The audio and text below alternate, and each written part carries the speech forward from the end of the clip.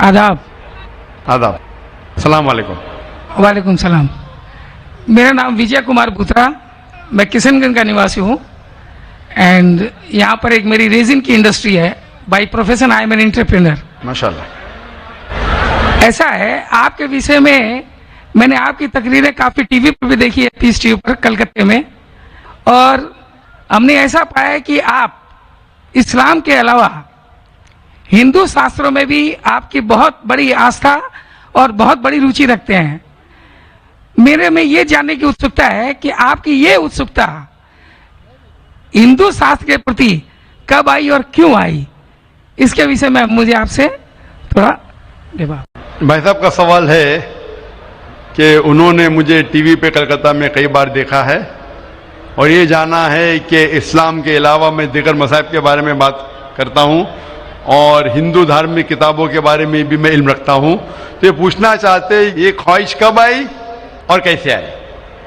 मैं जब मेरा मेडिकल कॉलेज में था तो मैं मुतासिर हुआ एक शख्स जिनका नाम था शेख अहमद दीदार। वो साउथ अफ्रीका के थे और वो इस्लाम और ईसाई मजहब पे महारत रखते थे। जब उनकी तकरीर सुना तो मैं उनसे मुतासिर हुआ और मैंने कुरान और बाइबल का अल्हम्दुलिल्लाह इल्म हासिल किया। तो सबसे पहले मैंने इल्म हासिल किया बाइबल के बारे में, इस्लाम और ईसाईयत के बारे में। और जब मैं उनसे मिला उन्होंने कहा कि इस्लाम और ईसाईयत पे कई लोग तकरीर कर चुके और कई किताबें लिख चुके, लेकिन हिंदू मजहब और इस्लाम के बारे में वो चंद किताबें हैं। उन्होंने दरखास्त की कि बेटा ईसाईयत के अलावा दिगर मज़ाहिब के बारे में आप मुताला कीजिए और उनको भी पैगाम पहुंचाइए।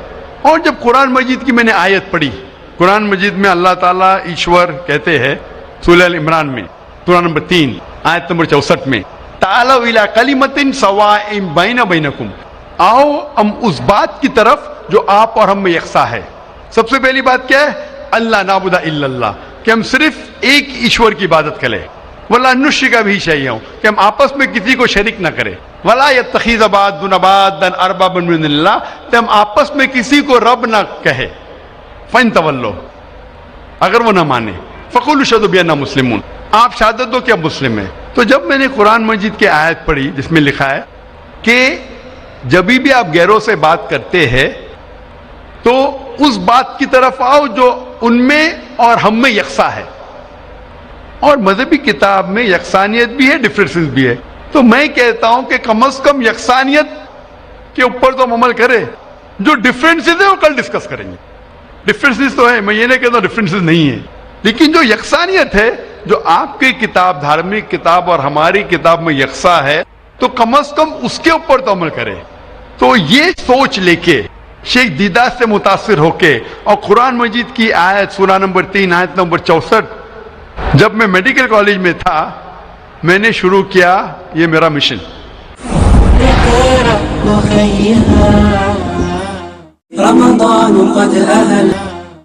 और फिर मैंने तहकीक करने लगा।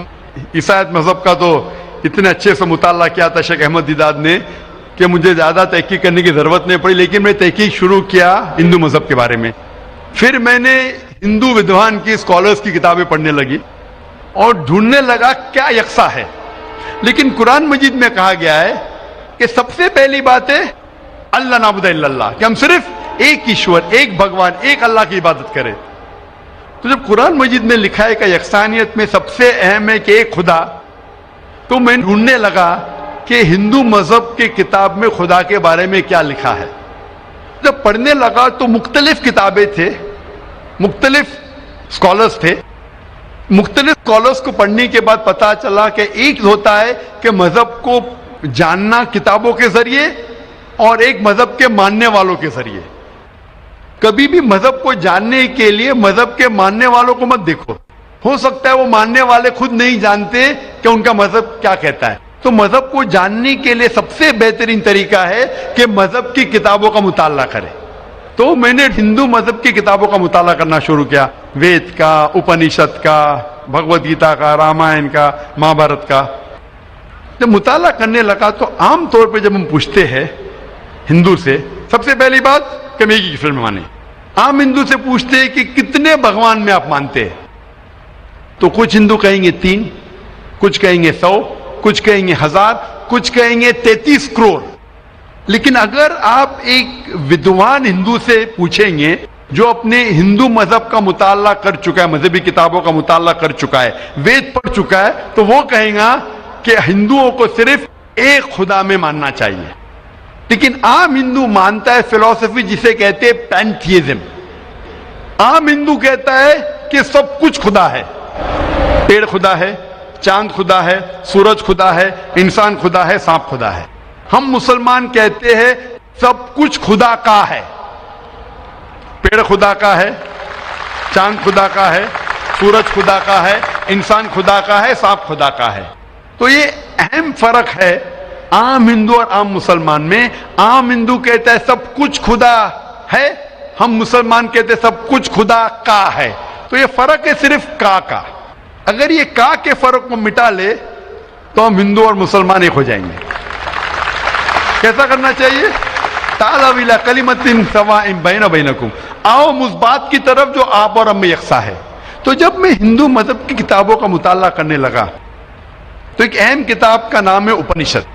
उपनिषद में लिखा है, छंदों के उपनिषद, chapter number 6, section number 2, shloka number 1 में, एकम एविदित्यम, खुदा एक है दूसरा नहीं है।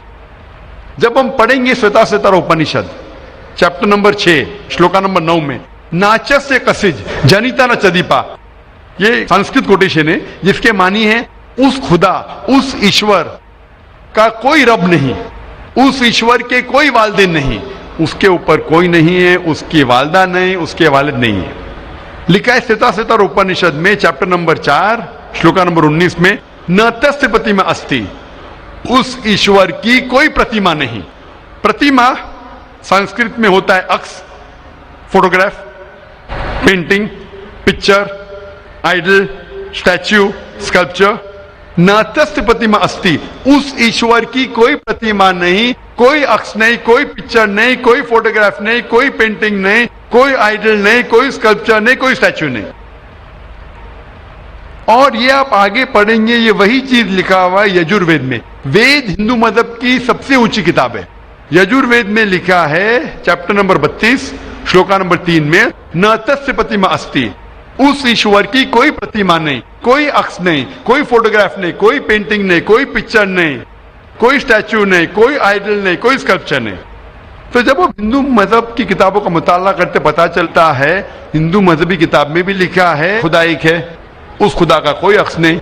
और ब्राह्म सूत्र जो हिंदुइज्म का है वो एकम ब्राह्म द्योत्या नास्ते नैना नास्ते किंचन, भगवान एक ही है, दूसरा नहीं है, नहीं है, नहीं है, जरा भी नहीं है। There is only one God, not a second one, not at all, not at all, not in the least bit. तो इस जरिए से मेरा मुताला शुरू हुआ। सबसे पहले तहकीक करने लगा मैं कि हिंदू मजहब की किताब में ईश्वर का क्या जिक्र है, भगवान का क्या जिक्र है। और पता चला जिस तरीके से कुरान मजिद में लिखा है खुदा एक है, वही लिखा है हिंदू मजहबी किताब में। जिस तरीके कुरान में लिखा है उसका कोई अक्स नहीं, वही लिखा है हिंदू मजहब में। जिस तरीके से कुरान मजिद में लिखा है ना वो किसी से जना है ना किसी को जनता है, वही चीज लिखी हिंदू मजहबी किताब में। तो मैंने कहा जो यकसा है तो इसके ऊपर अमल क्यों ना करे। तो इस तरीके से मेरी तहकीक शुरू हुई और आस्ते आस्ते तहकीक के बाद पता चला कि हिंदू मजहब में भी लिखा हुआ है कि अवतार आने वाले हैं। अवतार लोग समझते हैं कि भगवान एक इंसान का रूप लेता है, ये एक मानी है, लेकिन सही मानी है संस्कृत में मतलब भगवान खुद नहीं, भगवान किसी को भेजता है।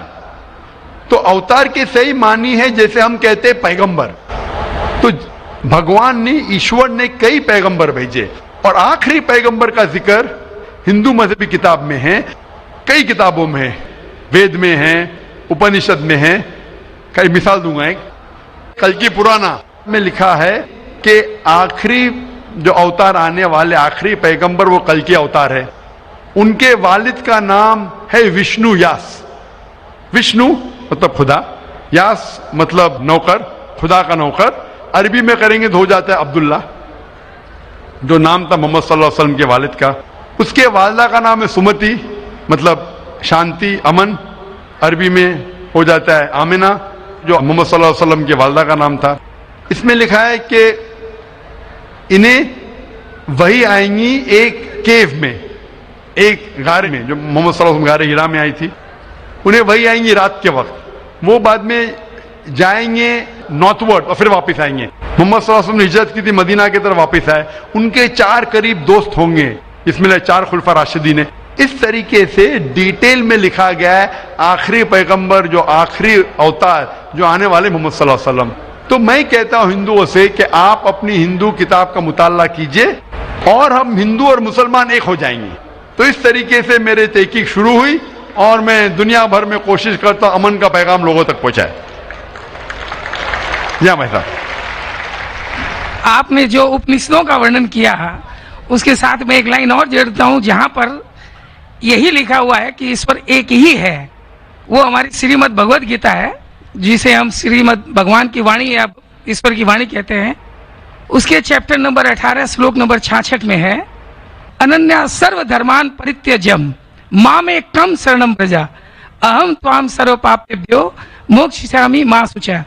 उसमें भी एक ही ईश्वर की ओर इंगित किया गया। तो आप जो कह रहे हैं एकदम सही और एकदम यथार्थ है कि हमारे हिंदू में एक ही ईश्वर की है, बाकी रूप हमने अनेक मान दिया है। ये एक आस्था का विषय हो जाता है, साकार रूप निराकार रूप वो अलग है, लेकिन ईश्वर को हमारे यहाँ भी आपने एकदम ठीक फरमाया है। गीता भी हमारी यही कहती है। धन्यवाद आपको बहुत बहुत। जज़ाकल्लाह शुक्र।